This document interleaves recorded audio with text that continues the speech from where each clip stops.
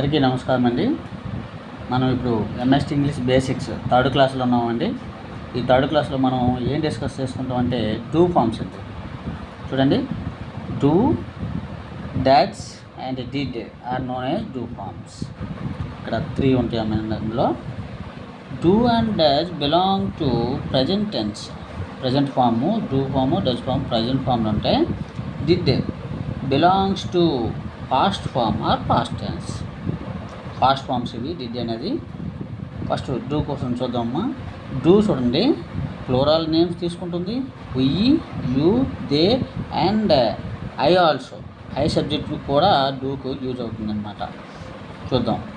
Case 1, ఇందులో ఒకే ఒక case ఉంటుంది. ఒకే ఒక సందర్భంలో మనము డూని రాస్తామమ్మా.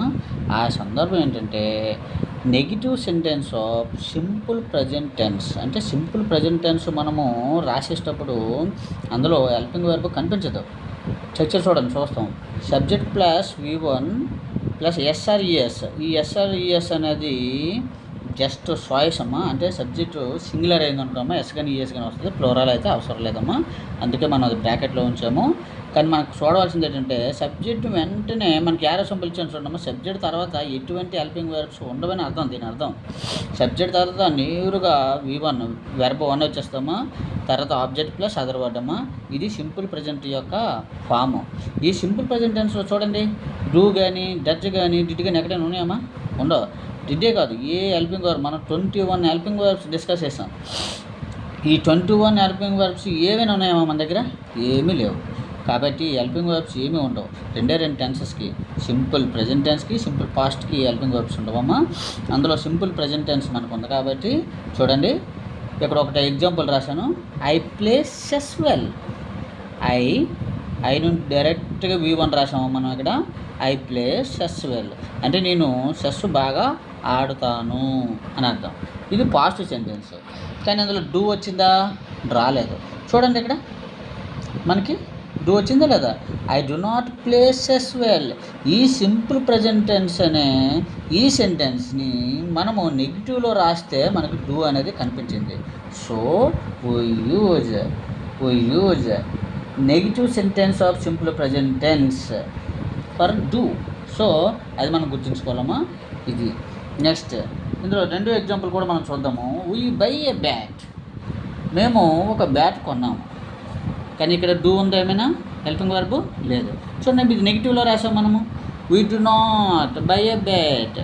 మేము ఏ బ్యాట్ను కొనలేదు అన్నాము. ఎప్పుడైతే నెగిటివ్ సెంటెన్స్ రాసామో ఈ సింపుల్ ప్రజెంట్ టెన్స్లో అప్పుడే మనకు డూ అనేది కనిపిస్తుందమ్మా. అర్థమవుతుందమ్మా. నెక్స్ట్ ఇప్పుడు డచ్కి వద్దామమ్మా. ఈ డచ్ అనేది సింగులర్ అమ్మా. సింగులర్ సబ్జెక్ట్స్కి ఏ సబ్జెక్ట్స్కి అమ్మా తీసుకుంటాం? ముఖ్యంగా గుర్తుంచుకోవాల్సిందమ్మా సింగులర్ సబ్జెక్ట్స్. ఇక్కడ చూడమ్మా, singular name, he, she, it, ఇవన్నీ సబ్జెక్ట్స్కి డచ్ తీసుకోవాలమ్మా మనం. ఇందులో కూడా కేసు 1 ఓన్లీ 1 కేసు ఉంటుంది. ఇది కూడా సేమ్ అమ్మా. నెగిటివ్ సెంటెన్స్ ఉంటుంది. సింపుల్ ప్రజెంట్ ఫామ్కమ్మా. సింపుల్ ప్రజెంట్ టెన్స్లో ఉంటుందమ్మా. సింపుల్ ప్రజెంట్ టెన్స్ చూడండమ్మా. She sings a song. First example చూడండమ్మా. She sings a song. She నుండి డైరెక్ట్గా సింగ్స్ అన్నాము. సింగ్స్ అంటే ఎస్ కానీ ఈఎస్ కానీ పెట్టాము.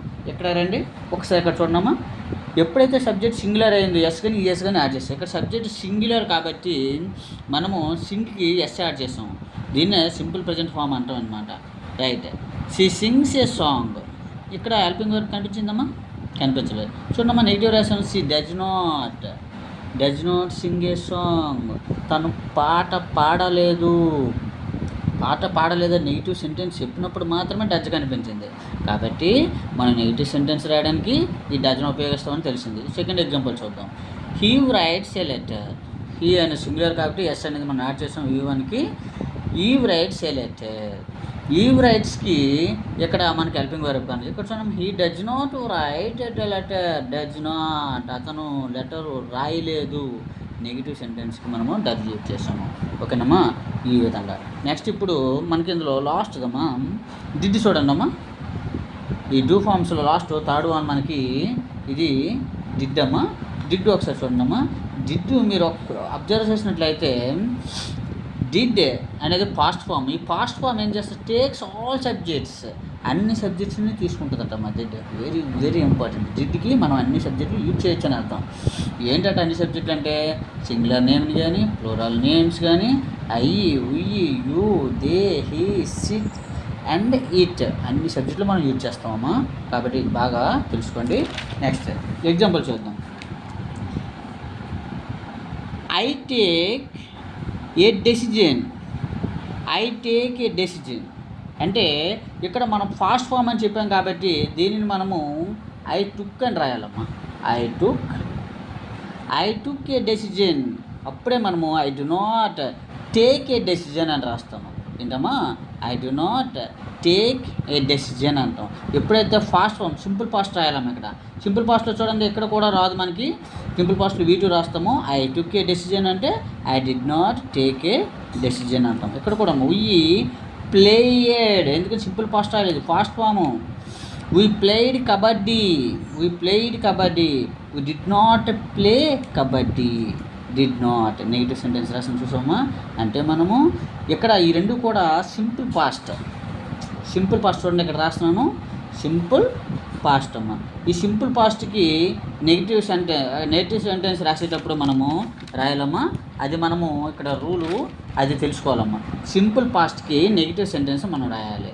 దీనికి సింపుల్ పాస్ట్ ఇక్కడ రాస్తున్నాను చూడమ్మా. సబ్జెక్ట్ ఉంటుందమ్మా, డైరెక్ట్ V2 ఉంటుందమ్మా, ఆబ్జెక్ట్ ప్లస్ అదర్ వర్డ్ అమ్మా, అంతే. సబ్జెక్ట్ పక్కన V2 ఉంటుంది, అందుకే దీనికి ఐకి టుక్ రాశాను, వీకి ప్లేడ్ అని రాశాను అనమాట. సో ఈ విధంగా మనకి ఈ డూ ఫామ్స్ని ఉపయోగిస్తారమ్మా. మీ అందరికీ అర్థమైందని అనుకుంటున్నాను. Thank you for watching.